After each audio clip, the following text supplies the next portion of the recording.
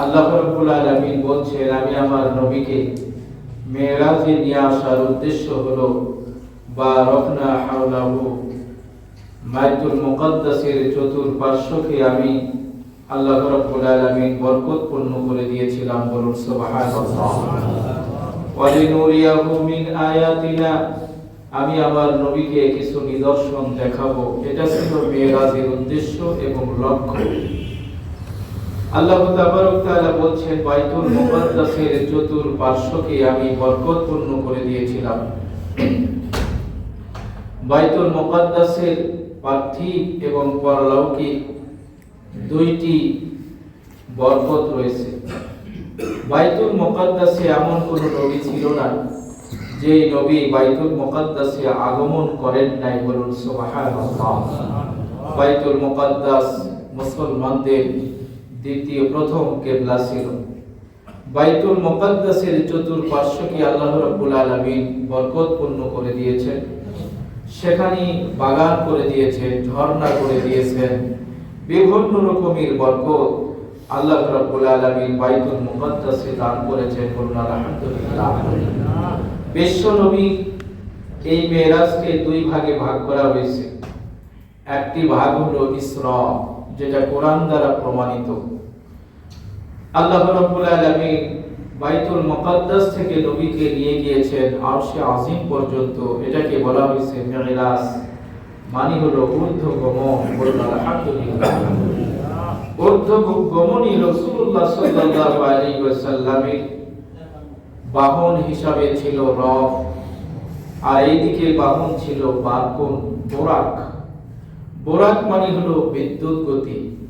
নবীজি যেই বাহনী করে নবীকে নিয়ে যাওয়া হয়েছিল, সেই বাহনটার গতি ছিল মানুষের দৃষ্টি যত দূর পর্যন্ত যায় ততদূর পর্যন্ত নবীজি এই বোরাকের বাহনে এক পা থেকে আরেক পায়ের কদম ছিল। বলুন আলহামদুলিল্লাহ। আজকে বিজ্ঞান গবেষণা করে দেখেছে নবীজির এই মেরাজকে, যে একজন মানুষ কিভাবে এই মাধ্যাকর্ষণ শক্তিকে অতিক্রম করে মেরাজে যেতে পারে। মাধ্যাকর্ষণ শক্তিটা কি? বিজ্ঞানী নিউটন এই মাধ্যাকর্ষণ শক্তিকে আবিষ্কার করেছেন। গাছের একটা ফল পড়ার সাথে সাথে মাটির দিকে চলে আসে, কেন? এটা মাধ্যাকর্ষণ শক্তির কারণে। বলুন আলহামদুলিল্লাহ। এই মাধ্যাকর্ষণ শক্তি এবং আকাশের মাঝখানে একটা জায়গা রয়েছে, যেই জায়গায় গেলে মানুষের ওজন বাড়েও না, কমেও না। সুবহানাল্লাহ। এই যে শত শত মানুষকে নিয়ে এই উড়োজাহাজগুলো উড়ান দেয়, তারা এই মাধ্যাকর্ষণ শক্তি দিয়ে যেতে পারে না। ওই একটি মাধ্যাকর্ষণ শক্তি এবং আকাশের মাঝপথে মানুষের ওজন হয় শূন্য, সেই পথ পাড়ি দিয়ে চলে যায়। আল্লাহ রাব্বুল আলামিন তার হাবিবকে আরশে আজিমে দিবেন। এজন্য আল্লাহর হাবিবকে বিভিন্ন ভাবে তৈরি করেছিলেন আল্লাহ তাবারক তাআলা। একজন মানুষ মঙ্গল গ্রহে গিয়েছেন। বর্তমানে ফিনিক্স নামক বিজ্ঞানীদের একটি আবিষ্কার, এরা মঙ্গল গ্রহে পৌঁছে মানুষের ছবি এবং বিভিন্ন জিনিসের ছবি মানুষের কাছে পাঠিয়ে দিয়েছেন। বলুন সুবহানাল্লাহ। আজকে মহাকাশযান ফাইন্ডার, মহাকাশযানের এই নাম হলো ফাইন্ডার।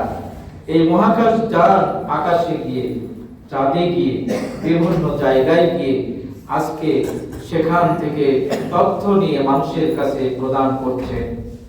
আল্লাহ রাব্বুল আলামিন বলেন, আমি আমার হাবিবকে নিয়ে আসবো আমার কাছে। এজন্য আমি আল্লাহ রাব্বুল আলামিন তার হাবিবকে কি করলাম?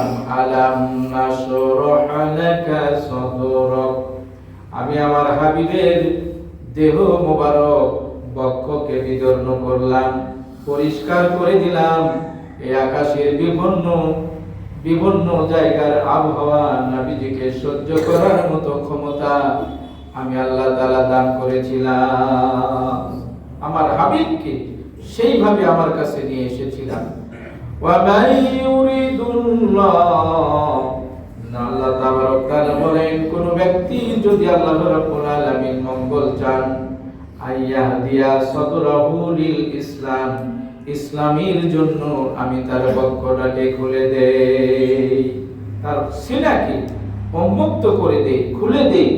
আল্লাহ রাব্বুল আলামিন বলেন আমার হাবিবকে এইখানে নিয়ে আসার জন্য যত রকমের পন্থার প্রয়োজন রাসূলের জন্য তা করা হয়েছিল। বলুন আলহামদুলিল্লাহ। আল্লাহর হাবিব সাল্লাল্লাহু আলাইহি ওয়াসাল্লাম আরশে আজিমে যাবেন। নবীজিকে জান্নাত দেখানো হলো, জাহান্নাম দেখানো হলো, বিভিন্ন জায়গায় জান্নাত এবং জাহান্নাম তাকে দেখানো হয়েছে। জান্নাতের দরজায় আল্লাহ রাব্বুল আলামিন লিপিবদ্ধ করেছেন সূরা মারইয়ামের 85 নম্বর আয়াত। আল্লাহ বলছেন ইয়াউমা নাহশুরুহু ইয়াউমাল কিয়ামাতি ইলার রাহমানি ওয়াফদা। ইয়াউমা নাহশুরুহু মুত্তাকিনা ইলার রাহমানি ওয়াফদা। আল্লাহ তাআলা বলছেন মুত্তাকিদেরকে আমি আল্লাহ রাব্বুল আলামিন জান্নাতে একত্রিত করব আমার সম্মানিত মেহমান হিসাবে। আল্লাহু আকবার। জান্নাতে যারা যাবে আল্লাহ বলছেন আমি তাদেরকে এই জান্নাতে একত্রিত করব। নাহশুরুহু, আমি তাদেরকে জান্নাতে একত্রিত করব মেহমান হিসাবে। লক্ষ্য করুন, যার বাড়িতে মেহমান যায় তিনি হলেন মেজবান, আর যিনি যান তিনি হলেন মেহমান। আমরা যদি জান্নাতে মেহমান হিসাবে যাই, মেজবান হবেন কে? আল্লাহ। আল্লাহ রাব্বুল আলামিন একজন সাধারণ মানুষের বাড়িতে মেহমান গেলে তার ছোটাছুটি উঠে যায়, গোশত নিয়ে আসো, মাছ নিয়ে আসো, কত হরেক রকমের খাবার তার জন্য পরিবেশন করার জন্য মেজবান পেরেশান হয়ে যায়। আল্লাহ রাব্বুল আলামিন বলেন জেনে রাখো আমি আল্লাহ রাব্বুল আলামিন জান্নাতীদেরকে এই জান্নাতে প্রবেশ যাদের করাবো তারা হবে মেহমান, আমি হব মেজবান। জাহান্নামের ভিতরে যারা যাবে আল্লাহ বলেন ওয়ানাসুকুল মুজরিমিনা, আমি জাহান্নামীদেরকে একত্রিত করব তৃষ্ণার্ত অবস্থায়। জাহান্নামীদেরকে জাহান্নামে ঢুকাইয়া দিব, তাদের তৃষ্ণা নিয়ে তারা ঢুকবে। তৃষ্ণা বড় কঠিন, ক্ষুধা মানুষ সহ্য করতে পারে কিন্তু তৃষ্ণা মানুষ সহ্য করতে পারে না। আল্লাহ তাআলা বলেন জাহান্নামীদেরকে জাহান্নামে নিয়ে যাওয়া হবে তৃষ্ণার্ত অবস্থায়। নবীজি ভ্রমণ করতে করতে এক জায়গায় লক্ষ্য করে দেখলেন একজন ফেরেশতা দণ্ডায়মান। জিবরাইলকে লক্ষ্য করে বললেন নবীজি তিনি কে?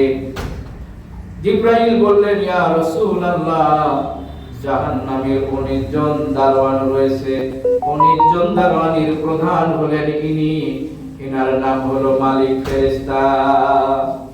আল্লাহর হাবিব বললেন জিবরাইল, আমি যখন প্রথম আসমান থেকে নিয়ে সপ্তম আসমান পর্যন্ত আসতেছিলাম, প্রত্যেকটি নবী রাসূল প্রত্যেকটি ফেরেশতারা আমাকে দেখে আনন্দ বোধ করেছেন, ওয়েলকাম জানিয়েছেন, আহলান সাহলান জানিয়েছেন, কিন্তু আমি লক্ষ্য করে দেখলাম এই ফেরেশতার মুখে কোনো হাসি নাই।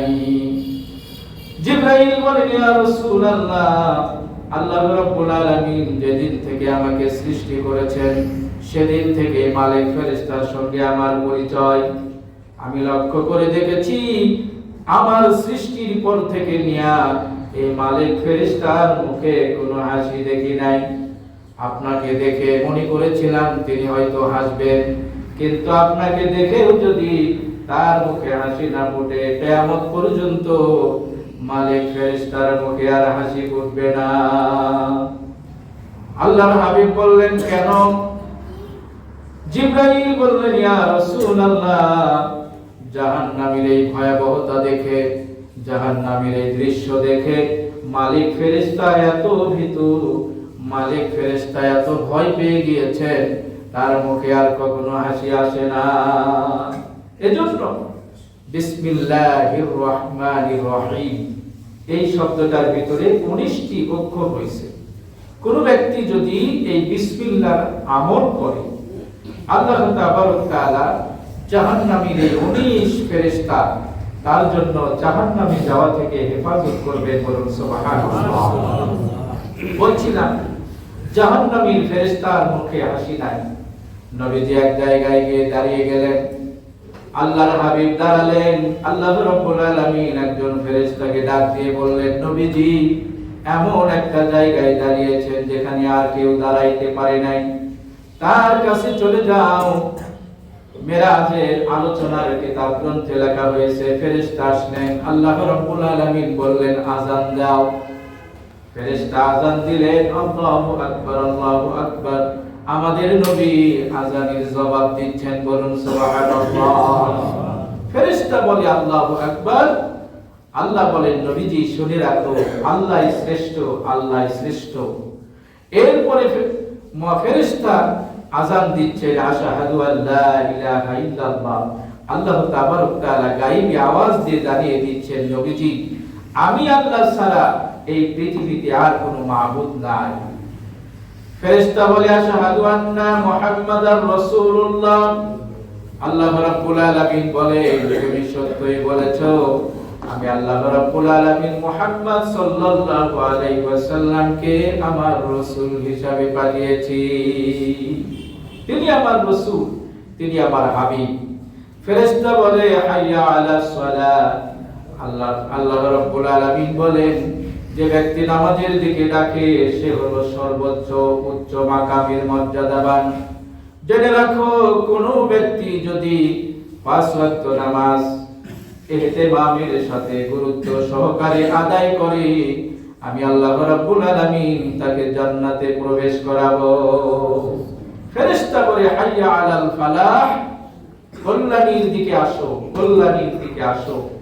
আল্লাহ রাব্বুল আলামিন জবাব দেন, আমি ওই কল্যাণওয়ালাদেরকে, এই কল্যাণীর দিকে যারা আহ্বান ডাকে সাড়া দিবে, আমি আল্লাহ রাব্বুল আলামিন তাদের জিম্মাদার হয়ে গেলাম। বলুন সুবহানাল্লাহ।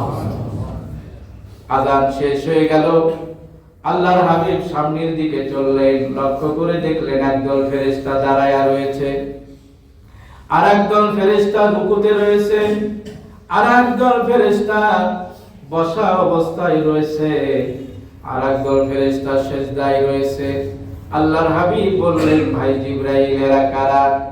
আল্লাহ রাব্বুল আলামিন জানায়া দিলেন, জিবরাইলের মাধ্যম দিয়ে নবীকে বলে দাও, যেই ফেরেশতারা দণ্ডায়মান দাঁড়ানো, যেই ফেরেশতা রুকুতে, যেই ফেরেশতা বসা, যেই ফেরেশতা সিজদায়, আমি আল্লাহ রাব্বুল আলামিন এই সকল ফেরেশতাকে কিয়ামত পর্যন্ত এই অবস্থায় রেখে দিব। রুকুকারী ফেরেশতারা কোনোদিন রুকু থেকে উঠতে পারবে না, সিজদাকারী ফেরেশতারা সিজদা থেকে কখনো ওর মাথা তুলতে পারবে না, দাঁড়ানো ফেরেশতারা কোথাও যেতে পারবে না, বসা ফেরেশতারা কোথাও যেতে পারবে না। আমার হাবিবকে সুসংবাদ দাও, আমার হাবিবকে জানায়া দাও, এই 4 অবস্থায় ফেরেশতাদেরকে আমি আল্লাহ রাব্বুল আলামিন উম্মতে মুহাম্মাদী 1 রাকাত নামাজের ভিতরে রেখে দিব। বলুন সুবহানাল্লাহ। লক্ষ্য করুন, আমরা যখন নামাজে দাঁড়িয়ে যাই তখন আমরা প্রথমে দাঁড়ানো অবস্থায় থাকি, তার মানে দাঁড়ানো ফেরেশতার সঙ্গে আমাদের সংমিশ্রণ হয়ে যায়। যখন আমরা রুকুতে চলে যাই, রুকুকারী ফেরেশতার সঙ্গে আমাদের একত্র হয়ে যায়। বসা অবস্থায় যখন থাকি, বসা ফেরেশতাদের সঙ্গে আমাদের মিল হয়ে যায়। সিজদায় যখন চলে যাই, সিজদারত অবস্থায় ফেরেশতাদের সঙ্গে আমাদের সংমিশ্রণ হয়ে যায়। আল্লাহ রাব্বুল আলামিন জানায়া দিলেন, আমার হাবিবকে বলে দাও, আমার উম্মতে মুহাম্মাদীরা 1 রাকাত নামাজ আদায় করবে, ফেরেশতাদের 4 প্রকার ফেরেশতার সঙ্গে তাদের মিল হয়ে যাবে। বলুন সুবহানাল্লাহ। আমাদের নামাজ ফেরেশতাদের নামাজের সঙ্গে, রুকুর সঙ্গে, সিজদার সঙ্গে একত্র হয়ে যাবে। এজন্য নামাজ, নবীজি মেরাজ থেকে আসার পথে আমাদের হাবিবকে 3টি জিনিস আল্লাহ রাব্বুল আলামিন দান করেছিলেন। বলুন সুবহানাল্লাহ। 1 নাম্বার, নবীজি যখন মেরাজ থেকে আসবেন তখন আল্লাহ রাব্বুল আলামিন তাকে দান করেছিলেন 5 ওয়াক্ত নামাজ। প্রথমে দেওয়া হয়েছিল 50, মুসা কালিমুল্লাহর আহ্বানের কারণে কমাইতে কমাইতে 5 পর্যন্ত এসে গেছে। আল্লাহ রাব্বুল আলামিন বলেন, হাবিব, আমি আল্লাহ রাব্বুল আলামিন যা বলি সেটাই ঠিক, কিন্তু আপনি যেহেতু আমার কাছে দরখাস্ত করেছেন 50 থেকে আমি 5 করে দিয়েছি, কিন্তু আমার হুকুম বলবৎ থাকবে। তোমার কোন উম্মত যদি 5 ওয়াক্ত নামাজ পড়ে, আমি আল্লাহ রাব্বুল আলামিন 50 ওয়াক্তের সওয়াব তাকে দান করব। জোরে বলা যাবে না সুবহানাল্লাহ? আল্লাহর অর্ডার ঠিক 50 ঠিক থাকবে, শুধুমাত্র সংখ্যা কমে 5 চলে এসেছে। 5 ওয়াক্ত পড়ব, 50 ওয়াক্তের সওয়াব উম্মতে মুহাম্মাদীদেরকে আল্লাহ দান করবেন, বলুন সুবহানাল্লাহ। 2 নাম্বার আল্লাহ রাব্বুল আলামিন দান করেছেন সূরা বাকারার শেষের 2 আয়াতে কারিমা। শেষের 2 আয়াতে কারিমা আল্লাহ রাব্বুল আলামিন আমাদেরকে দান করেছেন মেরাজে। লক্ষ্য করে দেখুন, সূরা বাকারা হলো মাক্কি সূরা, মক্কায় অবতীর্ণ হয়েছে। আল্লাহর হাবিব মদিনায় যাওয়ার পূর্বে মেরাজ হয়েছে। আল্লাহ রাব্বুল আলামিন তার হাবিবকে এই 2টা আয়াত ফেরেশতার মাধ্যমে দুনিয়াতে অবতীর্ণ করেন নাই। এই 2টা আয়াত আল্লাহ রাব্বুল আলামিন আরশে আজিমে আমার আপনার নবীকে দান করেছে। কেন দান করেছেন? প্রশ্ন যে এই 2 আয়াত আরশে আজিমে দেওয়া হলো কেন? যারা জানেন এই 2টি সূরার এই 2টি আয়াতে কারিমার অর্থ একটু তেলাওয়াত করে দেখবেন। আল্লাহর হাবিবকে আল্লাহ রাব্বুল আলামিন দোয়া শিখায়া দিচ্ছেন। আল্লাহর হাবিব যেন তার উম্মতেরা যেন আল্লাহ রাব্বুল আলামিন শাহী দরবারে গুনাহ মাফের জন্য যেন দোয়া করতে পারে। এই দোয়াটার এমন গুরুত্ব, আল্লাহর হাবিব বলেন, আমাকে আল্লাহ রাব্বুল আলামিন 2টা নূর দান করেছেন, 2টা নূর দান করেছেন, 2টা আলো দান করেছেন। 1 নাম্বার হলো সূরা ফাতিহা, 2 নাম্বার হলো সূরা বাকারার এই শেষের 2টা আয়াত। বলুন আলহামদুলিল্লাহ। আল্লাহ দোয়া শিখায়া দিয়েছেন, আমানার রাসূলু বিমা উনজিলা ইলাইহি মির রাব্বিহি ওয়াল মুমিনুন। নবীজির প্রতি যা অবতীর্ণ হয়েছে, নবী তার উপরে ঈমান এনেছেন, ফেরেশতারাও তার প্রতি ঈমান এনেছেন। আল্লাহ তাবারক তাআলা দোয়া শিক্ষা দেন, উম্মতে মুহাম্মাদীরা দোয়া করো, লা ইউকাল্লিফুল্লাহু নাফসান ইল্লা উসআহা।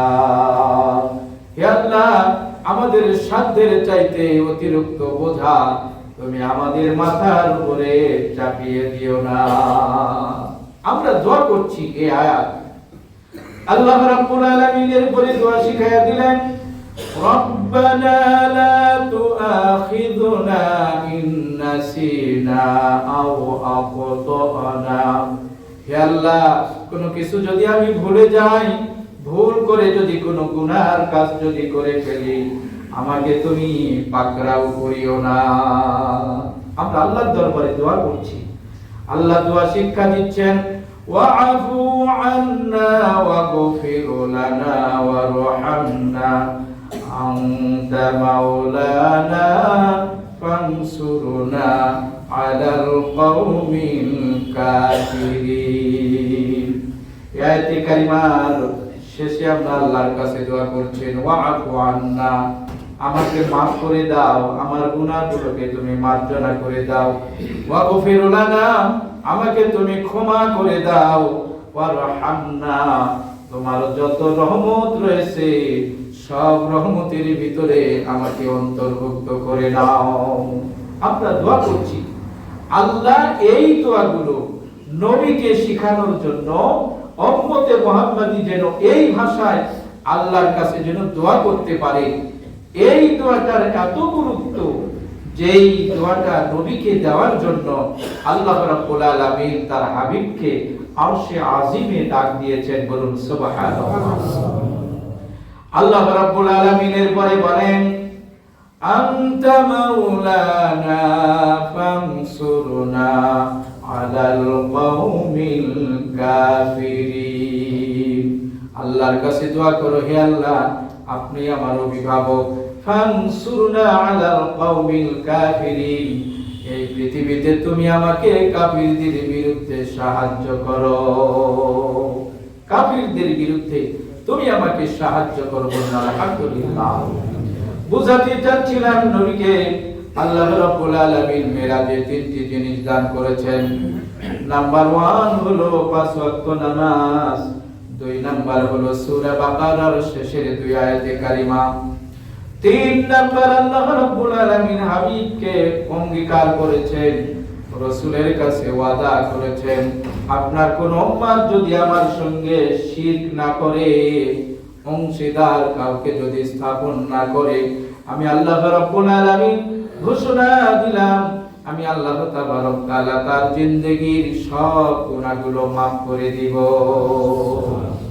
আল্লাহ বলছেন, ফামান কানা ইয়ারজু লিকা রাব্বিহি ফালইআমাল আমালান সালিহান ওয়া লা ইউশরিকু বিইবাদাতি রাব্বিহি আহাদা। যে ব্যক্তি আল্লাহর দিদার কামনা করে, আল্লাহ রাব্বুল আলামিনের সাক্ষাৎ কামনা করে, আল্লাহ পাক বলেন সে যেন 2টা কাজ করে, নেক আমল যেন সে বেশি বেশি করে করে, আর আমার ইবাদতের ভিতরে কাউকে যেন অংশীদার না করে। ইবাদতের ভিতরে অংশীদার হয়, নামাজ পড়ছি মানুষ দেখানোর জন্য, দান করছি মানুষ দেখানোর জন্য, সদকা করছি মানুষ দেখানোর জন্য, এগুলো হলো ইবাদতের ভিতরে আল্লাহর সঙ্গে শিরক। আল্লাহ রাব্বুল আলামিন বলেন, হাবিব আপনার কোন উম্মত যদি এই শিরকের কাজ থেকে বিরত থাকে, আমি আল্লাহ রাব্বুল আলামিন ঘোষণা দিলাম তাকে আমি maaf করে দিব। নবীজি চলছেন, জিবরাইল আলাইহিস সালাতু ওয়াস সালামের মাধ্যমে সামনে গিয়ে লক্ষ্য করে দেখলেন বিশেষ দ্রষ্টব্য। আমরা দেখি অনেক কিছু লেখার পরে একটা চিহ্ন দিয়ে লেখা হয় বিশেষ দ্রষ্টব্য, এটা খুবই গুরুত্বপূর্ণ, এটা হলো নোট। আল্লাহর হাবিব লক্ষ্য করে দেখলেন এক জায়গায় বিশেষ দ্রষ্টব্য। নবীজি থমকে দাঁড়িয়ে গেলেন, জিবরাইলকে ডেকে বললেন, ভাই জিবরাইল এই বিশেষ দ্রষ্টব্য দিয়ে কি যেন লেখা। আল্লাহর হাবিবকে জানানো হলো, আপনার কোন উম্মত যদি দান করে, আল্লাহ রাব্বুল আলামিন তাকে 10 গুণ সওয়াব দান করবেন। বলুন সুবহানাল্লাহ। 10 গুণ সওয়াব দান করবেন। এরপরে লেখা, কোন ব্যক্তি যদি কাউকে কর্জে হাসানা দেয়, কর্জে হাসানাটা কি? কেউ যদি কাউকে টাকা ধার দেয়, আল্লাহ রাব্বুল আলামিন দান করলে 10 গুণ, আর কর্জে হাসানা দিলে 18 গুণ সওয়াব পেতে থাকবেন। বলুন আলহামদুলিল্লাহ।